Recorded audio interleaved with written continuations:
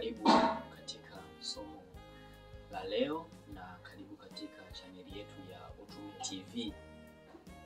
Ndugu, kupitia hili somo na kuahidi ya kwamba utafunguliwa na utapokea uponyaji wa kiroho na kimwili. Somo letu la leo linahusu furaha ya kweli sehemu ya kwanza. Furaha ya kweli sehemu ya kwanza. Na hili somo tutaangalia Biblia yenyewe inazungumziaje kuhusiana na furaha ya kweli katika maisha. Na tukumbuke kwamba mpendwa, tunaishi katika dunia yenye shida, masumbufu mengi, matukio ya kutisha, vifo vya kupotelewa na wapendwa wetu, umaskini, kuonewa, vita, kuvurugika kwa familia na ndoa, kuvunjika kwa vitu vingi, changamoto kazini. Hivyo vyote ni vitu ambavyo vimeikumba dunia, na hayo yote yametokea tu mara baada ya wazazi wetu wa kwanza kufanya uchaguzi wa kusaliti serikali ya Mungu, na hatimaye yule mwovu akaingia katika dunia hii, na hivyo hayo mambo yanavyotokea mpaka sasa hivi.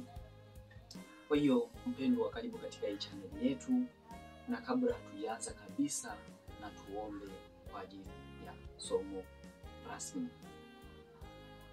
Baba, katika jina la Yesu, mpendwa wako anapokuwa nasikiliza neno lako, neema yako ikaonekane, na katika changamoto au hitaji lake katika maisha yake likatimie kupitia somo hili kwa jina la Yesu Kristo. Amen. Katika somo hili, kama tunavyojifunza kwamba mwanzo kabisa katika maandiko matakatifu Biblia, Mungu akatoa maelekezo kwa Adam na Hawa, na ikaonekana kwamba Shetani akaingilia katika bustani ile na kutoa maelekezo yake. Kwa hiyo hata katika dunia hii Mungu ametoa maelekezo yake kupitia neno lake, lakini pia Shetani naye anatoa maelekezo yake kupitia haya maelekezo ambayo Mungu ameyatoa. Sasa tunapimaje kwamba hiki ni kweli na hiki ni uongo? Ni kupitia neno la Mungu, Biblia. Mungu ni Mungu mwenye upendo. Upendo wake tu ulionekana pale mwanadamu alipoanguka dhambini. Mpango wa ukombozi uliwekwa mapema kabisa kwa ajili ya kukomboa mwanadamu. Kwa hiyo Mungu ni Mungu mwenye upendo, ni mwema siku zote. Hivyo hata leo kila unapokata tamaa, unatakiwa muangalie Yesu peke yake. Kumhitaji Kristo ndipo kuna ruhusu kutekwa na nguvu za Kristo kwa ajili ya kushinda nguvu za giza. Katika kitabu kile cha Wakolosai sura ya 2 na mstari wa 3, ambapo inasema kwamba ambaye ndani yake yeye hazina zote za hekima na maarifa zimesitirika. Kwa hiyo katika kumchagua Yesu Kristo ndipo tunapata hekima. Biblia imesema kwamba ndani yake Kristo hekima zote zimesitirika, ziko ndani ya Kristo. Kwa hiyo tukichagua nira ya kutembea na Kristo, yeye ndiye atakayetuongoza katika sehemu ambayo tunakwenda, na ni ipi? Katika ufalme wa Mungu. Lakini kitu kingine, mtazamaji, katika kitabu kile cha Warumi sura ya 3:7 hadi 16, anaelezea pia kwamba afurahie mambo ya Mungu ya utakatifu, kwamba kuna hatari kubwa baada ya dhambi. Mwanadamu anakuwa anachukia hali ya utakatifu, haupatani na Mungu tena, hauna furaha katika maongezi naye kwa njia hata kwa njia ya maombi unachukia kabisa maombi. Hii ni Warumi 8:7 hadi 16. kwamba yawezekana wewe inaonekana unapitia katika changamoto ya mahusiano yako na Mungu, na kuna vitu vingi tu ambavyo vya kwenda kanisani, mambo ya Mungu unayachukia. Kama una hali hiyo, ni hali hatarishi na inahitaji kumgeukia nani? Kristo. Kuchukia mambo matakatifu ni hali hatari katika maisha yako. Mgeukie Mwokozi wetu Yesu Kristo. Lakini kitu kingine ambacho alizungumza nasi Mungu kupitia Yohana sura ile ya 3 na mstari wa 3, kulikuwa na majibizano ya Yesu na Nikodemo. Nikodemo aliuliza swali, nifanyeje ili niurithi ufalme wa Mungu usipozaliwa mara ya pili? Anasema kwamba Yesu, hakika hautaurithi ufalme wa Mungu. Kwa hiyo nini maana ya kuzaliwa mara ya pili? Kuzaliwa mara ya pili maana yake ni hii: kupata moyo mpya. Kuzaliwa mara ya pili ni kupata moyo mpya. Unapata matakwa mapya, nia yako katika maisha yako, unakuwa na nia mpya. Vitu vyote vitatu ndiyo maana ya kuzaliwa mara ya pili. Unapata moyo mpya, unapata matakwa mapya, kila hitaji lako litakuwa ni Kristo, lakini pia unapata nia mpya. Kila utakachokuwa una nia, utakuwa na nia katika Kristo. Hiyo ndiyo maana ya kuzaliwa mara ya pili. Lakini pia ukifanya hivyo, nini anakimaanisha? Ukiwa na hiyo matakwa mapya, moyo mpya, nia mpya, hakika utaurithi ufalme wa nani? Wa Mungu. Lakini katika kitabu kile cha Wakorinto wa kwanza sura ya 2 na 14, na mafungu mengine ya Yohana 3:7, muda ni mchache tungesoma yote. Yohana 1:14, Matendo 4:12, Paulo anakiri kwamba dhambi ndiyo ilisababisha mawasiliano kati ya Mungu na mwanadamu yawe hafifu. Dhambi. Kwa hiyo hata katika maisha yako, kama unahitaji kuimarisha mahusiano yako na Mungu, achana na dhambi. Achana na dhambi. Hiyo ndiyo tiketi na ndiyo namna ya kuunganishwa na Kristo kikamilifu. Achana na dhambi. Dhambi ya kila namna, achana nayo, hatimaye mgeukie Kristo. Yakobo 1:17 na Yohana 14:6 anasema Yesu ndiye kiini cha furaha kwa ukombozi. Yesu ndiye kiini cha furaha kwa ukombozi. Kwa hiyo kama unahitaji furaha ya kweli, Yesu Kristo ndiye furaha ya kweli. Ukimbebelea Kristo katika moyo wako, katika maamuzi yako, kila kitu utakachokitenda utakuwa unakifurahia katika maisha yako. Kwa hiyo ninakupendekezea katika siku ya leo ya kwamba mpokee Kristo, utapata furaha ya kweli. Sijui unapitia nini, sijui nini ambacho kiko katika maisha yako, lakini nakuhakikishia kwamba leo ukiamua kumfuata Kristo, hakika furaha ya kweli utaipata.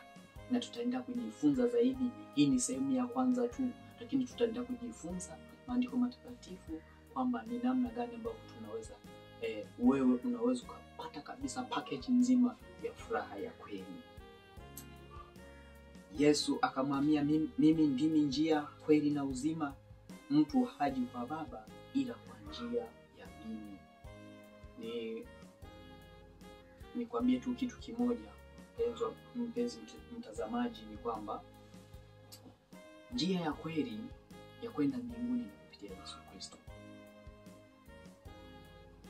Tunapozungumzia neema, maana yake ni kupewa ambacho huko stahili. Wewe ni mdhambi, ulihitajika kufa.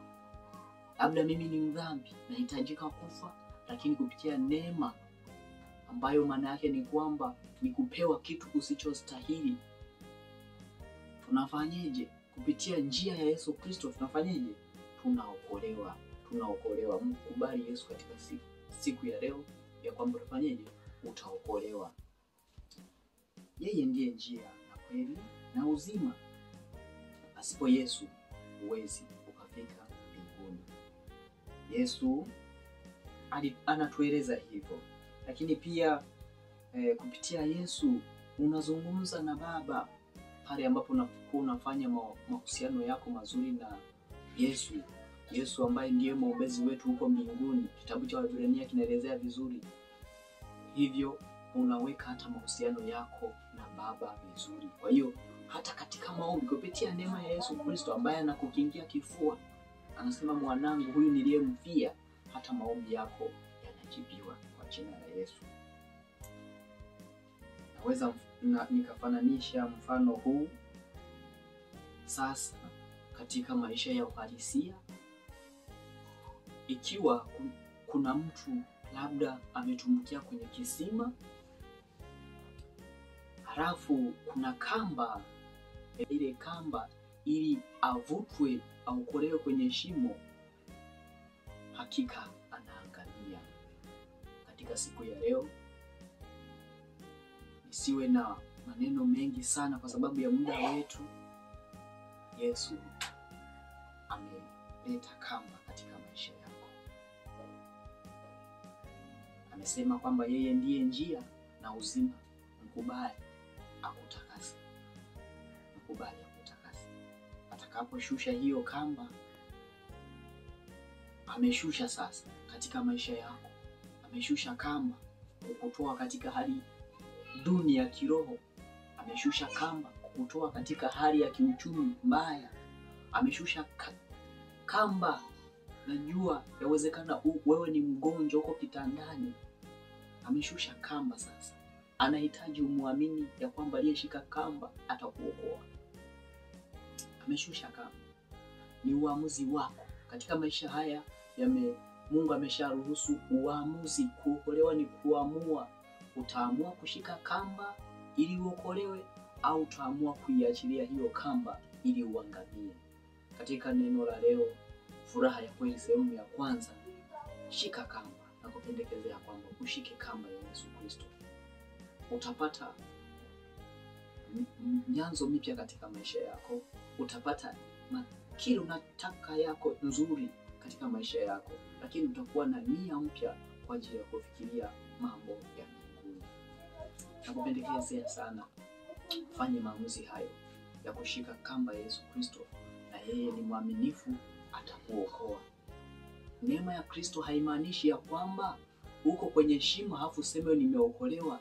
Inamaanisha ya kwamba upo kwenye shimo na unataka kutoka katika dhambi. Sio kwamba uko kwenye dhambi umeokolewa.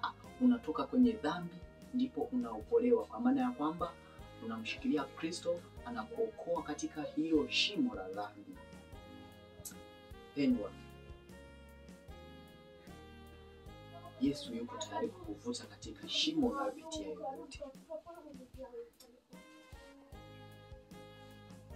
Mpendwa, yawezekana unapitia kwenye wakati mgumu, hujui hata la kufanya. Labda ni umaskini, labda ni ugonjwa, kudharauliwa, kuachwa na familia, ndoa kuvurugika, hali yako ya kiroho imeshuka, haujali kuhusu mambo ya Mungu. Labda umepitia katika habari ya misiba, umepatwa na msiba, hauna faraja, kazini upaelewi, mambo yamevurugika. Ipo kamba moja ambayo imekuja katika maisha yako. Ipo kamba moja ambayo imekuja katika maisha yako. Sasa ni uamuzi wako kuishikilia. Muamini, imani. Marko 11:23 amesema ya kwamba tukiamini, tukiondoa shaka katika maisha yetu, tunaweza tukahamisha milima. Unaweza kuhamisha huo mlima ambao unapitia katika maisha yako. Pokea sasa fanya maamuzi ya kumfuata huyu Yesu aliyetufia pale msalabani. Na hii ni ahadi ambayo iko katika neno la Mungu. Amini neno la Mungu ni kweli na hakika, na lilikuwa kweli tu pale lilipotolewa. Neno la Mungu liamini. Ametusubiria sasa Kristo, amekusubiria sasa Kristo, kwamba anasema mwanangu njoo, njoo. Ni wajibu wako kumshika mkono ili atembee nao katika kila itwapo leo. Utakapokuwa mwita na utakapoenda kufuatia masomo haya, daima anaenda kukubadilisha sasa. Amekubadilisha sasa kwa jina la Yesu. Ikiwa umeguswa na ujumbe huu, unaweza ukaweka comment hapo chini ya kwamba ni kitu gani ambacho umeguswa, na tutakapokutana tena nipo tayari kuendelea kukuombea.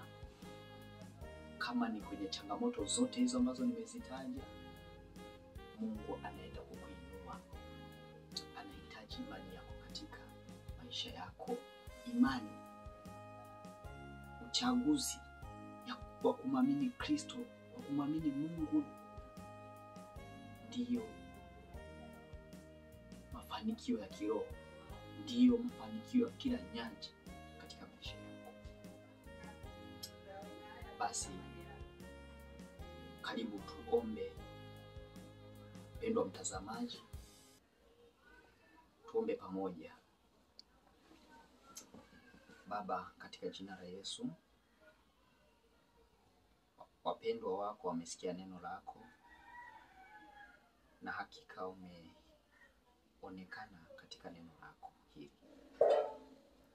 Dhihirisha furaha ya kweli katika maisha ya kila mtazamaji na msikilizaji wa somo hili. Kile kitu ambacho alikuwa kipitia, mpatie uchaguzi mwema wa kukuchagua wewe katika maisha yake. Na kupitia kukuchagua wewe, hata kama alikuwa anajiona kwamba hafai kwa lolote, kwa sababu ulitufia pale msalabani, Kristo ulimfia huyo mtazamaji, ulitufia sote. Basi ukatende kwa njia ya Roho Mtakatifu, kwa jina la Yesu Kristo. Amina.